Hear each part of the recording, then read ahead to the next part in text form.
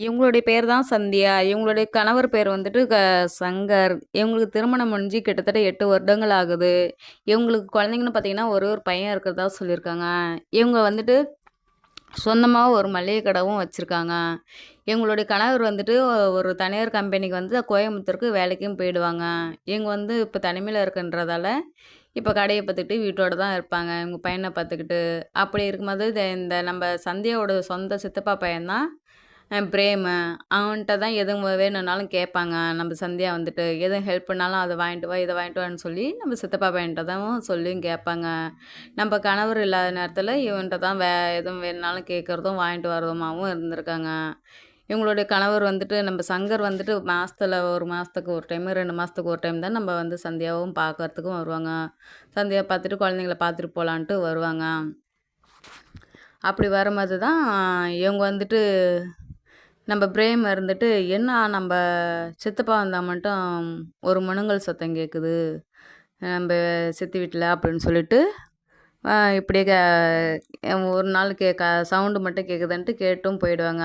அதே போல் மறுநாளும் சவுண்டு கேட்கும். அந்த சவுண்டு கேட்கும்போது தான் வந்து அதே போல் முனங்கல் சத்தம் கேட்கவும், வந்தும் பார்க்குறாங்க. நம்ம பிரேம் வந்துட்டு அந்த ஜன்னல் திறந்து பார்க்கவும், 2 பேருமே உல்லாச வாழ்க்கையில வாழ்ந்துட்டு இருக்கும்போதே, உல்லாசமா ரொம்ப சந்தோஷமா இருக்கிற லைஃப்ல இருக்கும்போது, நம்ம சித்தியும் சித்தப்பாவும் இருக்கும்போது தான் பார்த்துடுறான் பிரேம் வந்துட்டு. அதையும் பார்த்துட்டு வீடியோவும் எடுத்து வச்சுக்கிறான். எடுத்து வச்சுக்கிட்டு நம்ம சித்தப்பா வந்துட்டு போனதுக்கப்புறமா, இவங்க சித்திக்கிட்டயும் வந்து கேட்குறான்.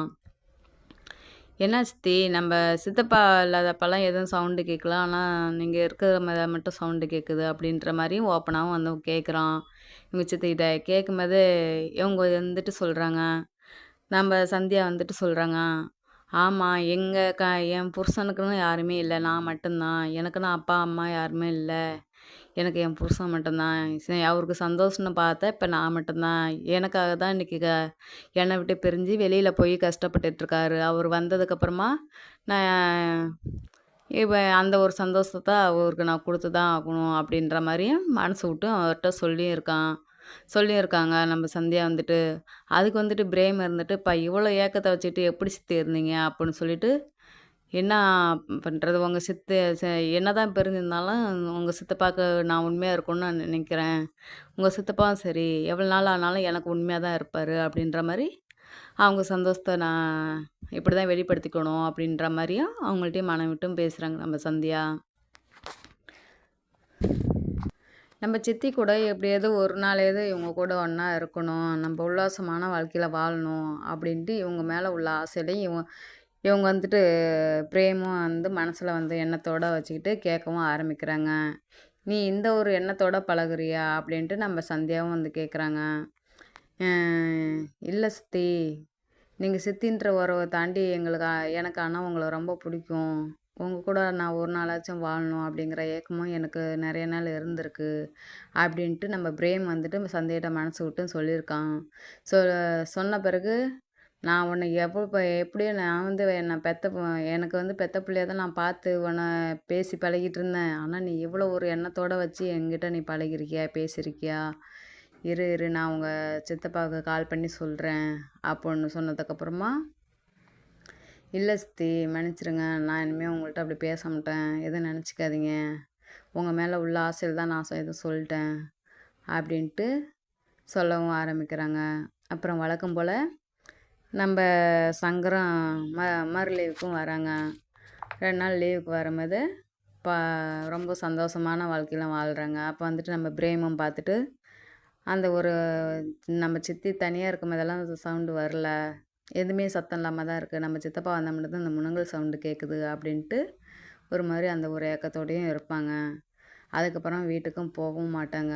அந்த ஒரு பயத்தோட எங்கே வந்துட்டு நம்ம சித்தி வந்துட்டு சித்தப்பாட்ட எல்லாம் சொல்லிடுவாங்களோன்னுட்டு, அந்த ஒரு பயத்திலேயவும் நம்ம பிரேம் வந்துட்டு அந்த வீட்லயும் இருக்கிறாங்க.